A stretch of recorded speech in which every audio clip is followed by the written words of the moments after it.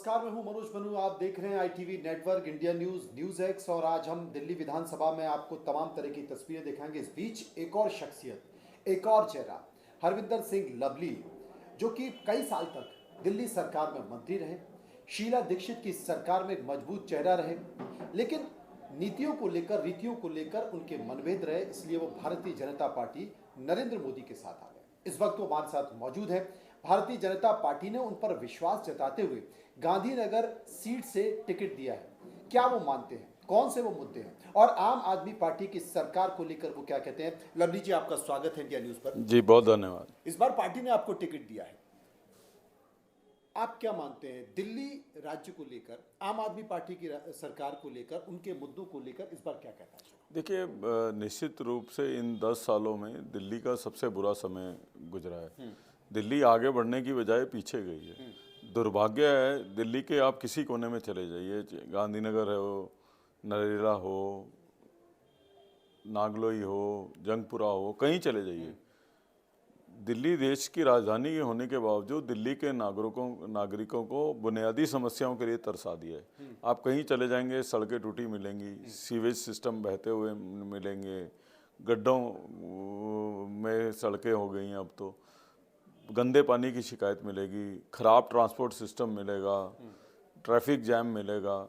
तो ये आप कहीं भी चले जाएंगे किसी भी, और गांधीनगर भी उससे अछूता नहीं है। तो इससे गंभीर बात क्या हो सकती है कि देश जब चुनाव हो रहे हों तो लोग अपने चुने हुए प्रतिनिधियों से कोई बड़ी डिमांड रखने की बजाय बेचारे इसी चीज़ में उलझे हुए हैं कि हमारी सड़क बनवा दो, हमारा सीवर बनवा दो, और ये देश की राजधानी है। तो देश की राजधानी को जो पेरिस बनाने आए थे, आज उन्होंने 20 साल पीछे जो है धकेल दिए। ये दुर्भाग्य क्या है। इसका एक कारण ये भी है कि लोगों को जब फ्री की चीज मिलती है, फ्री बिजली, फ्री पानी, अब तो मुझे लगता है कि शायद लिमिट क्रॉस कर दी है। हर आदमी को फ्री देने की बात कर रहे हैं, हर वर्ग के लिए वो फ्री की योजनाओं का जिक्र कर रहे हैं, चाहे वो ऑटो वाला हो, चाहे वो कर्मचारी हो, चाहे वो लेबर हो, हर किसी के लिए। तो आपको लगता है कि ये चीज़ें असर करती हैं? देखिए, ऐसा है कि समस्या ये है कि क्योंकि 2 चुनाव वो फ्री बीस पे जीत गए, तो उनको लगा कि और कोई काम करने की जरूरत नहीं है। मैं कह रहा हूँ लोगों को सहूलियत दो, जो सरकार दे सकती है देनी चाहिए, लेकिन साइमल्टेनियसली आपको एडमिनिस्ट्रेशन भी चलाने की जरूरत है। अब ultimately at the end of the day सड़कों का टेंडर तो पीडब्ल्यूडी डिपार्टमेंट ही करेगा, गलियों का, नालियों का टेंडर तो जो है वो एमसीडी करेगी, पानी की लाइन और सीवर की रिपेयर्स का काम तो दिल्ली जल बोर्ड ही करेगा। तो आप सोचो कि केवल घोषणाएं करके आपका काम पूरा हो जाता है, एडमिनिस्ट्रेशन तो चलानी पड़ेगी। आप साइकिल पे भी पेडल मारना बंद कर दोगे तो नीचे गिर जाओगे। साइकिल भी आपको लगातार चलानी है तो रेगुलर पेडलिंग करनी पड़ेगी। इसी तरीके से जो है सरकार को तो आपको रेगुलर मॉनिटर करना पड़ता है, चलाना पड़ता है। एडमिनिस्ट्रेटिवली कोलैप्स कर गया सिस्टम दिल्ली में। पीडब्ल्यूडी टेंडर नहीं करती, जल बोर्ड घाटे में है, जिसकी वजह से सीवर की मेंटेनेंस भी नहीं हो रही है, एमसीडी के टेंडर्स नहीं हो रहे हैं, कर्मचारियों को तनख्वाह टाइम से नहीं मिल रही है। वो इसलिए भी हो रहा है कि एडमिनिस्ट्रेटिवली ये सरकार फेलियर होगी। 10 साल से आप सुन रहे हो कि ये कह रहे हैं कि हमको काम नहीं करने दिया जा रहा, हमको एलजी नहीं काम करने दे रहा, हमको केंद्र सरकार नहीं काम करने दे रही। तो भाई, अगर आपको 10 साल से काम नहीं करने दे रहे, हालांकि वो भी झूठ बोल रहे हैं ये, पर एक मिनट के लिए मान लिया कि केजरीवाल सच बोल रहे हैं कि इनको 10 साल से काम नहीं करने दिया, तो भारतीय जनता पार्टी की सरकार तो अभी 5 साल और है। तो इसका मतलब अगर वो पिछले 10 साल काम नहीं करने दे रहे तो अगले 5 साल क्यों करने देंगे? और अगर वो करने नहीं देंगे तो तुम चुनाव लड़ क्यों रहे हो? अगले 5 साल बाद भी आप यही कहोगे कि तो फिर आप चुनाव लड़ क्यों रहे हो? क्यों लड़ रहे हो चुनाव? तो आप चुनाव, इसका मतलब केवल शीश महल में रहने के लिए और सिक्योरिटी के लिए लड़ रहे हो, क्योंकि काम तो आप खुद कह रहे हो करने नहीं देंगे। ये चीज मेरी समझ में नहीं आती। मैं देखता हूँ तमाम सारी तस्वीरों में जेब में केजरीवाल, एक आर के लक्ष्मण कार्टूनिस्ट होता था, आपने देखा होगा, वो आर के लक्ष्मण कार्टूनिस्ट का एक कैरेक्टर होता था कि वो मूंछों पर डाई, आधी काली आधी मूछें रहती थी, तो वो एक आम आदमी की पहचान, ऊपर डाई रहती है। और जो शीश महल का जिक्र आप कर रहे हैं, गोल्ड का जो है बात का जिक्र आप कर रहे हैं, टॉयलेट का जिक्र कर रहे हैं, लेकिन जेब में रेनॉल्ड का पेन रहेगा, वही 10 रुपए वाला। ये क्या कैरेक्टर है? देखिए, इससे भी खतरनाक बात क्या है, मैं तो केजरीवाल साहब से ज़्यादा लंबे समय तक सरकारी मकान में रहा हूँ।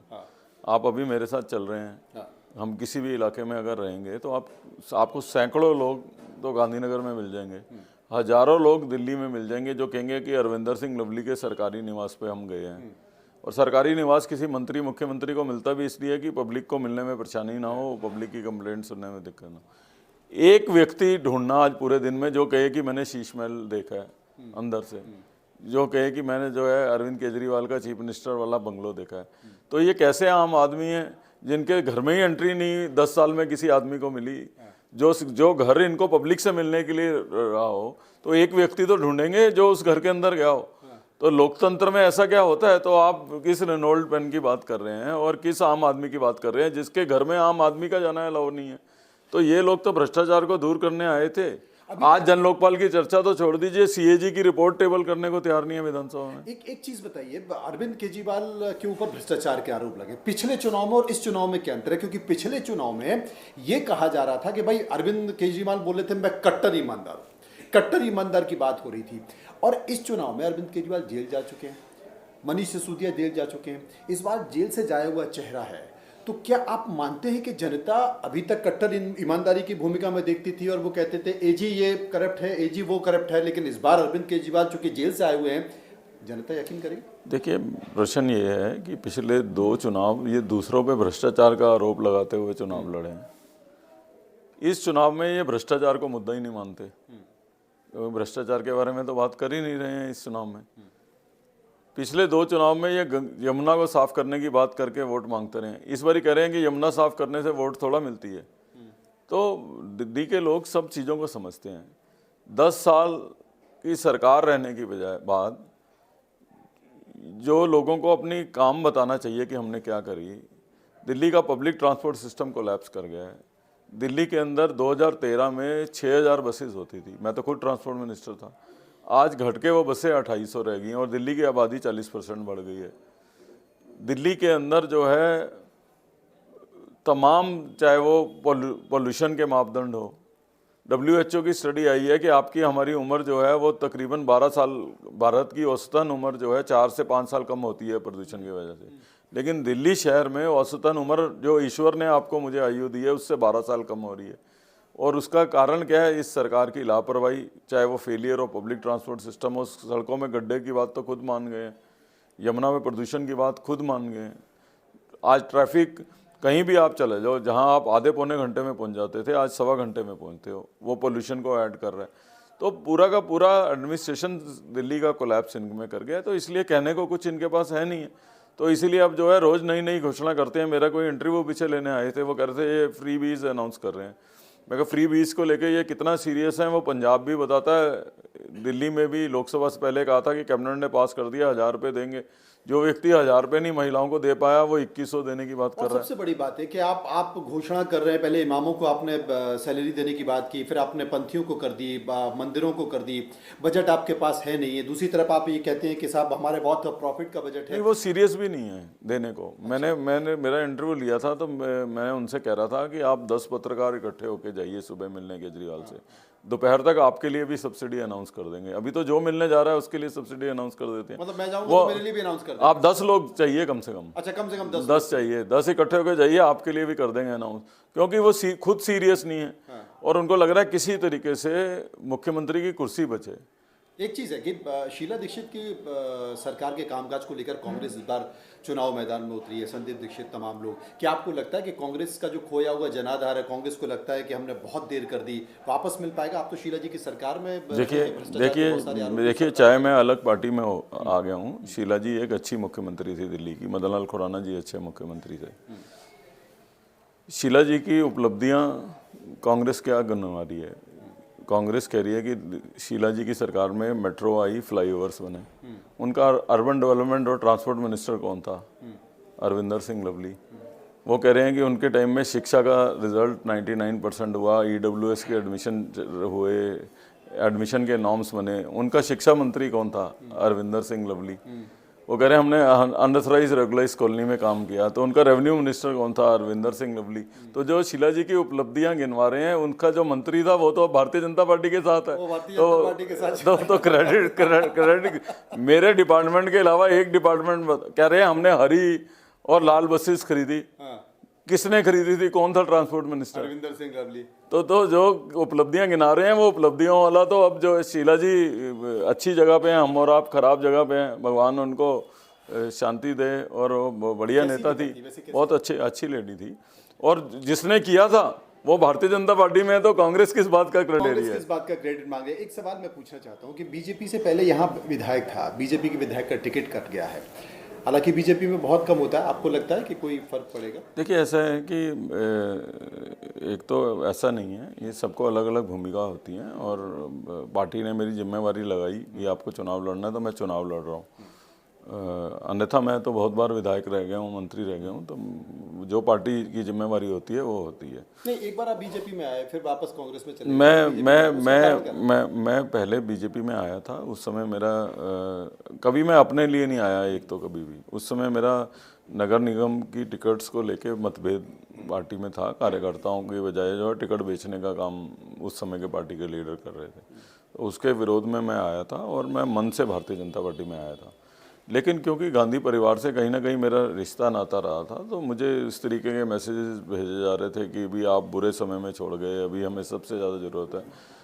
तो एक इमोशनल कनेक्ट की वजह से और ये जानते हुए कि मैं अपने राजनीतिक भविष्य को ख़त्म कर रहा हूँ, मैं आ गया। उसके बाद भी जो है उस परिवार का, उस लीडरशिप का रवैया बदला नहीं। हम जब कांग्रेस में ज्वाइन करे थे तो हम इंदिरा जी का उस भाषण को सुन के ज्वाइन कर रहे थे कि मेरा खून का कतरा कतरा भी जो है इस देश के लिए आ जाएगा। मैं पार्टी का अध्यक्ष था, उसके बावजूद वो जो पार्टी खून का कतरा कतरा कहती थी, वो देश के टुकड़े करने वालों को, टुकड़े टुकड़े करने वालों को जो है टिकटें दे रहे हैं। और आप पार्टी के साथ अलाइंस कर रहे हैं, जो पार्टी दिल्ली का सत्यानाश करने में, दिल्ली की प्रगति रोकने में, दिल्ली के लोगों को ठगने में सबसे आगे रही। उस अलायंस के खिलाफ, उसी अलायंस के खिलाफ मैंने प्रदेश कांग्रेस कमेटी के अध्यक्ष पद से इस्तीफा दिया। उससे बड़ा पद तो कोई कांग्रेस में हो नहीं सकता। आज जो बात मैं कह रहा था, आज वही बात ये कह रहे हैं, तो इसका मतलब मेरा जो स्टैंड था वो सही था। तो मैंने एक राष्ट्र के प्रति प्रेम रखने वाली पार्टी को ज्वाइन किया है, नरेंद्र मोदी जी को ज्वाइन किया, जिनका मैं हमेशा से मुझे लगता था कि एक अच्छे नेता हैं और उनको फॉलो करता था। और अब पिछली बार तो इमोशन से वापस चला गया था, इस बार सोच समझ के तय करके, और अकेला नहीं आया हूँ, तमाम साथियों के साथ आया हूँ। राजकुमार चौहान जी भारतीय जनता पार्टी से चुनाव लड़ रहे हैं, नीरज बसोया जी लड़ रहे हैं, अन्य साथी हमारे लड़ रहे हैं। तो हम लोग सोच समझ के तय करके आए हैं कि अब पॉलिटिक्स करेंगे तो भारतीय जनता पार्टी की करेंगे, अन्यथा घर बैठेंगे। तो कुल मिलाकर हम आज इनके सफर में चल रहे हैं, चुनाव प्रचार भी देखेंगे। एक बड़ा संकेत दिया है, शीला जी के साथ रहे, लेकिन शीला जी के जितने अच्छे काम गिनारे वो हरविंदर सिंह लवली ने किए और शायद इसी उम्मीद के साथ भारतीय जनता पार्टी ने फिर भरोसा दिलाया। आपके चुनाव में चलते हो, देखते हैं क्या रंग है। जी थैंक यू।